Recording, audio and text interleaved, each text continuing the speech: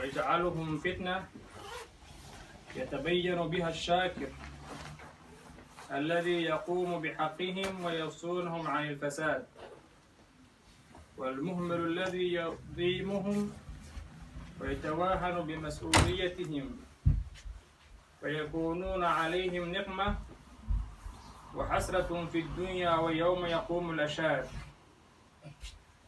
وأشهد أن لا إله إلا الله وحده لا شريك له، له الحكمة البالغة والحجة القائمة على العباد. وأشهد أن محمدًا عبده ورسوله حمل الآباء مسؤولية أولادهم، فقال: مروا أولادكم بالصلاة ل7 واضربوهم عليها ل10 وفرقوا بينهم في المضاجع، صلى الله عليه وعلى آله وأصحابه وسلم تسليما كثيرا.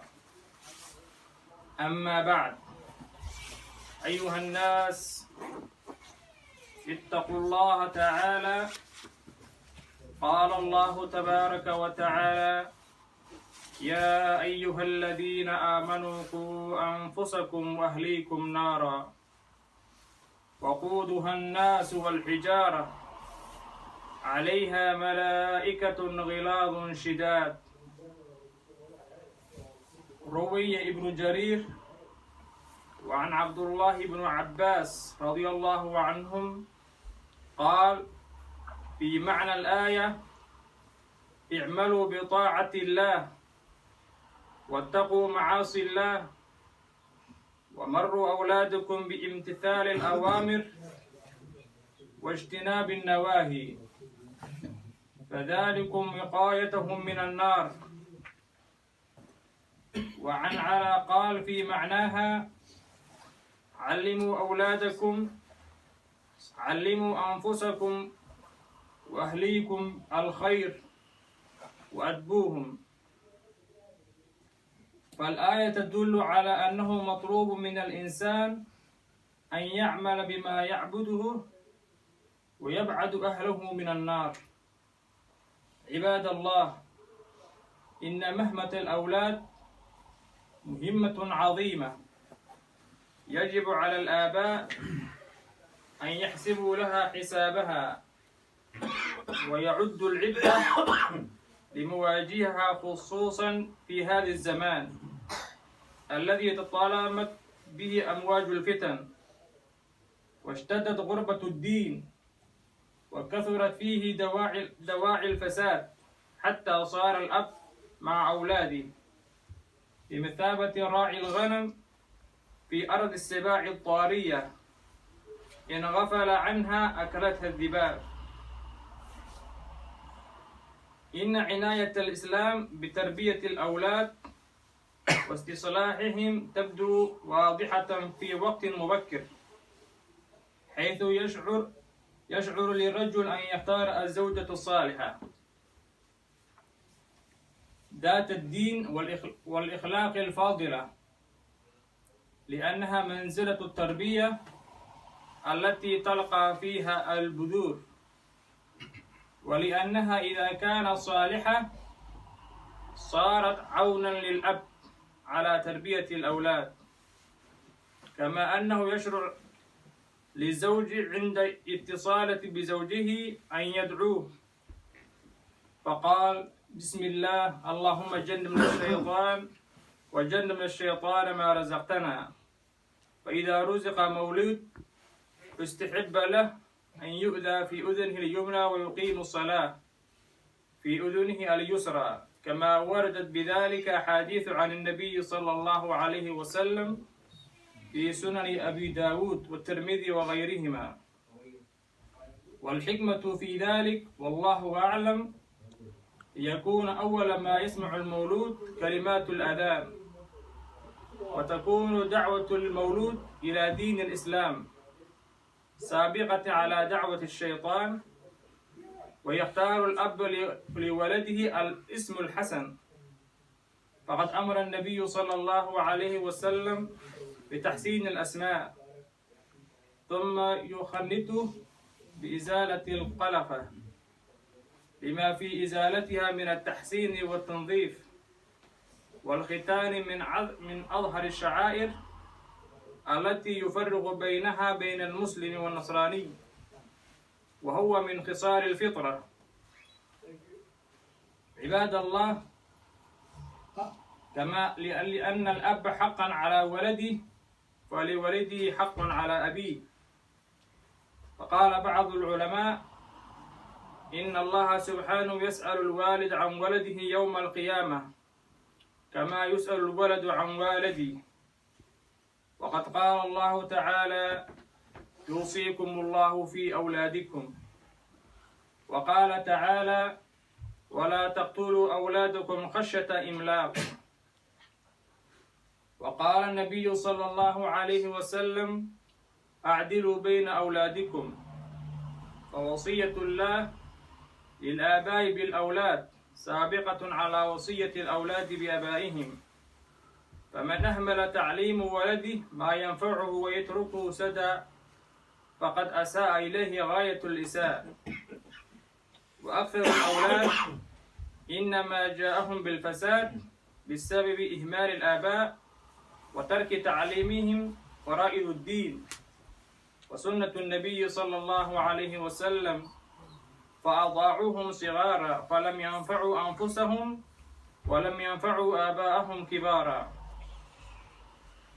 عاتب بعضهم ولده على العقوق فقال يا أبت إنك عققتني صغيرا فعقدتك كبيرا، وأضعتني وليدا فأعرضتك شيخا. أقول قولي هذا وأستغفر الله لي ولكم ولسائر المسلمين من كل ذنب فاستغفروه إنه هو الغفور الرحيم.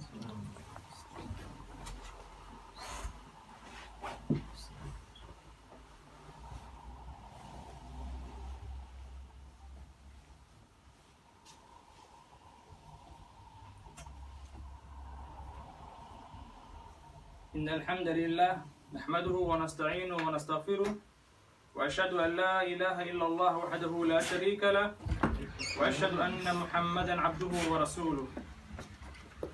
أيها المسلمون، إن الرسول صلى الله عليه وسلم حملكم بهذا الحديث مسؤولية أولادكم، وأمركم بتربيتهم على أداء الصلوات.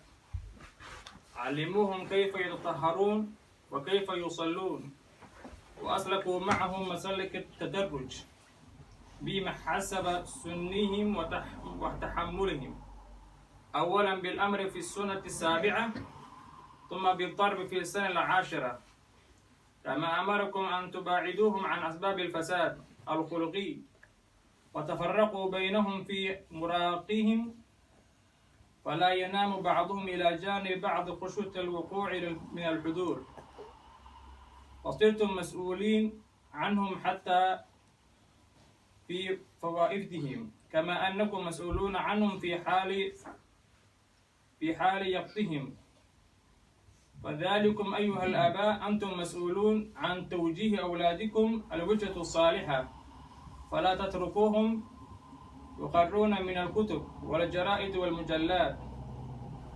أيها الآباء ادعوا الله أن يصلح أولادكم كما دعا إبراهيم الخليل عليه الصلاة والسلام حيث قال وجنبني وبني أن نعبد الأصنام، وقال رب هب لي من الصالحين، وقال رب اجعلني مقيم الصلاة ومن ذريتي ربنا وتقبل دعاء.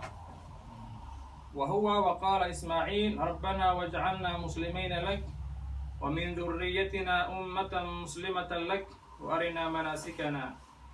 وكما دعا زكريا عليه السلام حيث قال رب هب لي من لدنك ذرية طيبة إنك سميع الدعاء. هذه دعوات الأنبياء لأولادهم، فاقتدوا بهم في ذلك. أيها الآباء، إن الولد الصالح ينفع ولده حيا وميتا، وقال صلى الله عليه وسلم إذا مات ابن آدم انقطع عمله إلا من ثلاث: صدقة جارية أو علم ينتفع به أو ولد صالح يدعو له. إن الأولاد إما أن يكونوا نعمة على والدهم أو نقمة، ولذلك أسباب أهمية التربية، كما أن الأولاد قد يكون سببا لسعادة الوالد أو شقاوة. قال تعالى: وأما الجدار فكان لغلامين يتيمين في المدينة وكان تحته كنز لهما وكان أبوهما صالحا فأراد ربك أن يبلغا أشدهما ويستخرجا كنزهما رحمة من ربك. وقال صلى الله عليه وسلم: كل مولود يولد على الفطرة فأبواه يهودان أو ينصران أو يمجسان، وليكن ذلك منكم على مال.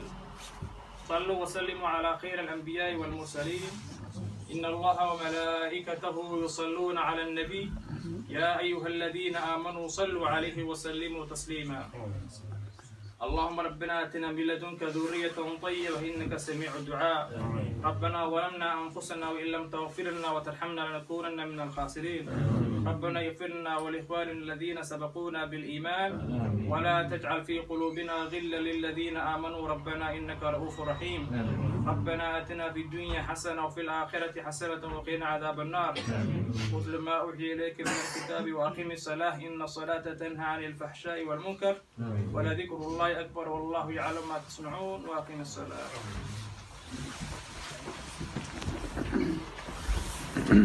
الله أكبر الله أكبر الله أكبر الله أكبر.